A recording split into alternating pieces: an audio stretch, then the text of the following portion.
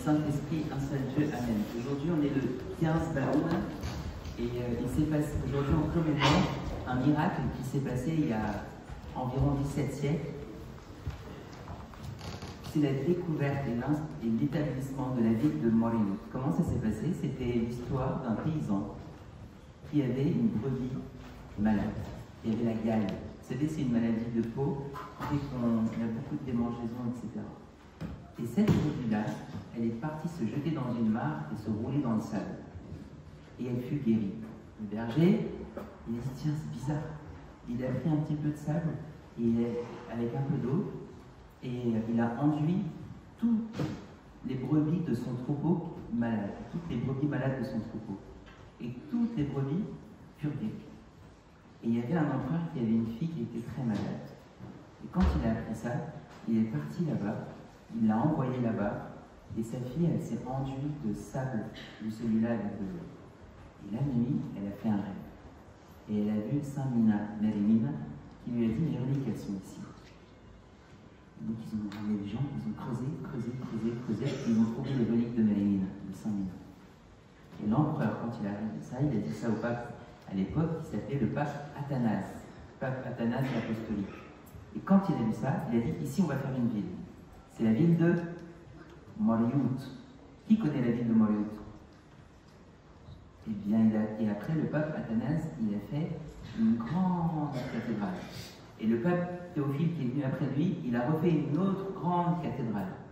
Aujourd'hui, il reste les ruines de cette cathédrale. Et il y a 50 ans en arrière, 70 ans en arrière, on avait un pape qui s'appelait le pape Cyril VI, et qui adorait, on avait vu ça, qui adorait Merimina, Saint Mina. Et il a décidé que dans cette ville-là de Morillo, il allait faire un grand monastère. Et c'est là que quelqu'un est déjà allé dès Merimina à Alexandrie, Morillo. Qui est déjà allé? Eh bien aujourd'hui on commémore la consécration de cette église, que les bénédictions de Saint Merimina, Saint Mina s'étaient déclarées. Et l'évangile d'aujourd'hui nous raconte une autre guérison. Une guérison d'un démoniaque. C'est quoi un démoniaque? C'est quoi un démoniaque? Oui, c'est quelqu'un qui est possédé par un démon. Et vous savez, quand un homme est possédé par un démon, il ne peut ni voir ni parler. C'est l'histoire de notre démoniaque aujourd'hui. Il était muet et il était aveugle. Et en fait, ça représente pour nous tous, à chaque fois qu'une personne est dans un péché et qu'elle n'arrive pas à sortir de son péché, elle est comme spirituellement aveugle et spirituellement muette. Elle n'arrive pas à dire, elle n'arrive pas à prier. Vous savez, quand on a fait quelque chose de mal, on est tellement honteux qu'on n'arrive même pas à lever les yeux vers Dieu, qu'on n'arrive même pas à dire une prière.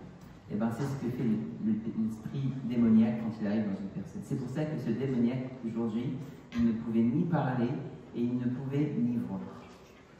Et sa seule solution, c'était Jésus. Et quand on apporta le démoniaque jusqu'à Jésus, Jésus le guérit. Normalement, quand Jésus guérit un malade, les gens sont contents ou ils ne sont pas contents? Ils sont contents ou ils ne sont pas contents? Et bien là, il y avait une certaine partie de la population qui a vu le miracle, qui a vu que cette personne qui était muette et qui était aveugle, elle a pu parler et voir. Et pourtant, ils n'étaient pas contents. Et ils ont dit à Jésus une parole très difficile. Ils lui ont dit, c'est pas par Dieu que tu as guéri, c'est par le démon. Et là, Jésus, il était déçu ou il était content? Il était déçu parce qu'il veut faire le bien pour tout le monde. Et il voit des gens en face qui voient le mal là où il y a le bien. Et il leur a dit, vous savez ce que vous êtes en train de faire là? C'est très très très dangereux. Et ça a un nom. Ce nom-là, ça s'appelle le blasphème contre le Saint-Esprit. Mais alors c'est quoi le blasphème concrètement contre le Saint-Esprit? C'est quoi?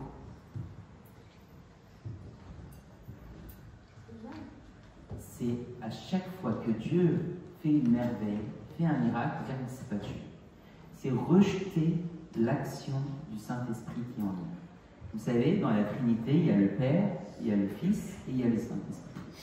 Le Père, c'est la source de tout, c'est le créateur de tout.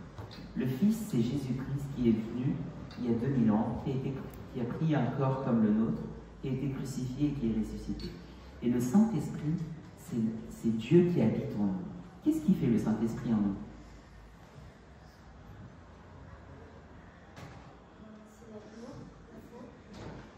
Oui, Il nous guide, bravo. Le Saint-Esprit qui est en nous, c'est la voix qui va nous dire si ce que nous faisons c'est bien ou c'est mal. Et le blasphème contre le Saint-Esprit, c'est d'éteindre cette voix. C'est dire non, non, non, non, non. Le mal que je fais, c'est bien. Et en fait, le blasphème contre le Saint-Esprit, Jésus a dit, c'est le péché le plus grave, qui ne sera même pas pardonné. Pourquoi? Parce que concrètement, c'est l'action de refuser Dieu toute sa vie. Une personne qui refuse Dieu toute sa vie, qui éteint cette voix qui nous dit de se repentir, qui nous dit de faire le bien, qui nous dit de pardonner tout le monde, eh bien cette voix, quand on l'éteint, c'est refuser Dieu dans cette vie. Et si on refuse Dieu, Dieu il ne va pas nous obliger à le suivre. Et il ne va pas nous obliger à rentrer au royaume avec lui. Donc le blasphème contre le Saint-Esprit, c'est étouffer, c'est éteindre toute voix qui est à l'intérieur de nous, qui nous dit « Repens-toi, fais le bien, pardonne, aime, sois miséricordieux, sois compatissant. » À chaque fois que tu dis « Non, je ne veux pas faire ça », c'est un blasphème contre le Saint-Esprit. Est-ce que quelqu'un d'entre nous est déjà tombé dans un blasphème contre le Saint-Esprit? C'est impossible. Si on est déjà tous dans cette église, c'est qu'à l'intérieur de nous, quelque chose nous pousse vers Dieu. Et à partir du moment où nous croyons en Dieu, et que nous, même si on fait des fautes, eh bien ça, c'est pas le blasphème contre le Saint-Esprit. Le blasphème du Saint-Esprit, c'est le refuser complètement Dieu dans notre vie. Et si on est aujourd'hui dans cette église, c'est que nous ne tombons jamais dans ce péché-là. Gloire à Dieu éternellement. Amen.